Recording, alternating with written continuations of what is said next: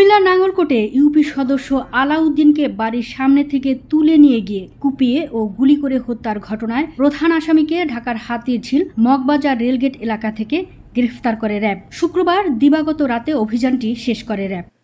গ্রেফতারকৃত আসামি শেখ ফরিদ নাঙ্গলকোট উপজেলার বক্সগঞ্জ আলিয়ারা গ্রামের আবুল খায়েরের ছেলে।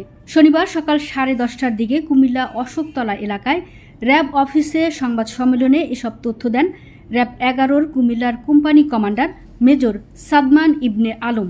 মেজর সাদমান জানান, নাঙ্গলকোটের আলিয়ারা গ্রামে দুই পরিবারের মধ্যে বংশ পরম্পরায় একটি বিরোধ চলে আসছিল। গেল 25 জুলাই গরুর ঘাস খাওয়াকে কেন্দ্র করে দুই পরিবারের মধ্যে সংঘর্ষ হয়। সেদিন দফায় দফায় সংঘর্ষে উভয় পক্ষের 15 জন গুলিবিদ্ধ সহ 25 জন আহত হয়। এ ঘটনার রেশ ধরে গেল 3 আগস্ট দুপুরে আলিয়ারা গ্রামের বাসিন্দা আলাউদ্দিন তার চাচাতো ভাইয়ের জানাজার নামাজ শেষে বাড়ি ফেরার পথে দুর্বৃত্তরা তাকে একটি সিএনজিতে তুলে নিয়ে গুলি ও কুপিয়ে হত্যা করে। পরে এ ঘটনায় 5 আগস্ট নিহতের ছেলে বাদী হয়ে নাঙ্গলকোট থানায় একটি হত্যা মামলা দায়ের করেন।